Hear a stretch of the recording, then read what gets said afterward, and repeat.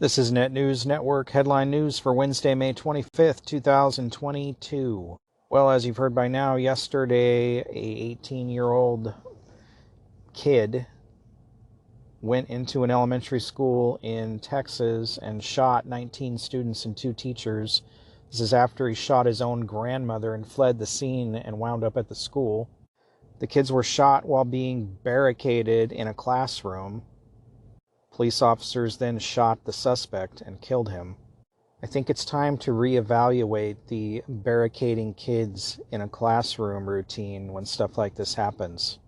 And like every other mass shooter, this guy posted information online that people saw and it was known, and yet nothing was reported and nothing was done to stop it. Americans need to stop ignoring the warning signs. Stop ignoring crime when it's occurring.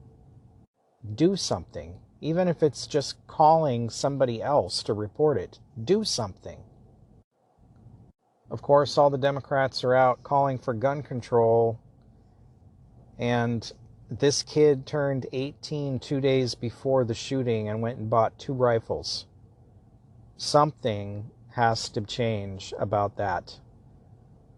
I've been a 2A supporter my whole life, owned guns, been in law enforcement, but there needs to be better background checks and a waiting period, maybe even some kind of mental health check. Unfortunately, there are too many Looney Tunes out there these days that can get their hands on guns, and this has to stop. The government should also spend some money on school security, school law enforcement. Stop sending hundreds of billions of dollars overseas and spend some of that money at home so we can take care of the problems we have at home and protect Americans. But like every other event like this, every politician's going to be looking for someone else to blame, some scapegoat, some other form of manipulation. It seems as though it's just total chaos, and that's just the way they want it. And good old North Korea on Wednesday fired 3 ballistic missiles early in the morning, South Korea's military has said.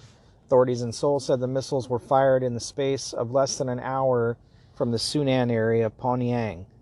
It comes just a day after President Biden left the region following a trip that saw him vowing to bolster measures to deter North Korea. North Korea has been test firing a flurry of ballistic missiles since the beginning of this year. And of course, these missiles were of the intercontinental ballistic type. Monkeypox has been detected in 3 more countries for the first time.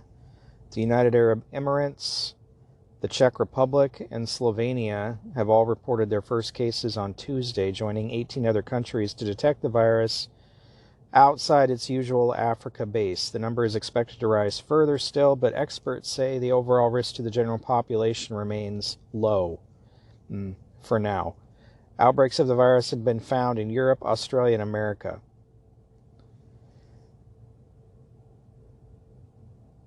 Authorities are recommending that a vaccine be given within 4 days of exposure, but up to 14 days afterwards if necessary.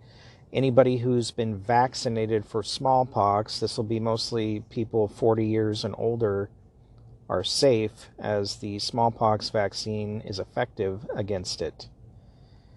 They say it does not spread easily between people, but it can be spread through touching clothing, bedding, or towels used by someone with a monkeypox rash, touching monkeypox skin blisters or scabs, sexual contact, the coughs or sneezes of a person with the monkeypox rash. If you get infected with monkeypox, it usually takes between 5 and 21 days for the first symptoms to appear. Symptoms include fever, headache, muscle aches, backache, swollen lymph nodes, chills, and exhaustion. It can also be deadly to 1 in 10 people.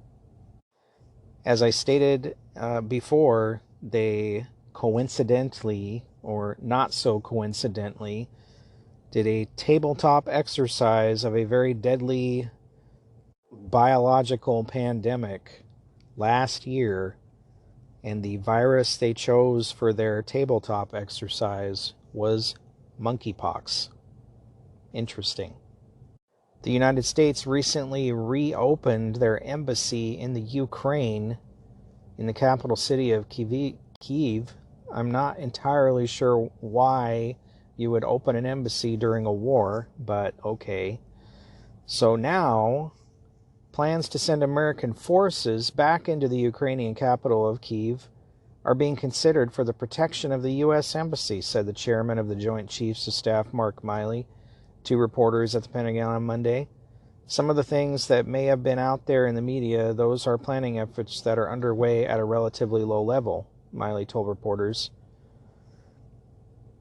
The May 23rd report in the Wall Street Journal talked about the diplomatic balancing act by the White House officials to send in troops to safeguard the newly reopened embassy during times of war, risking personal safety on one hand while avoiding escalating the conflict. The U.S. Embassy was shut down 10 days prior to the Russian invasion and was reopened on May 19th after a 3-month closure. Embassy staff worked out of Poland for the first 2 months of the war, but charge d'affaires Kristina Kivyan returned to the country on May 2nd. Other countries like the UK, France, and Germany have reopened embassies after Russian forces focused their offensive on eastern parts of the country. If the military is deployed, it would be special forces for the defense and security of the embassy that lies within range of Russian missiles. President Joe Biden earlier made assurances that no U.S. forces would be sent into Ukraine.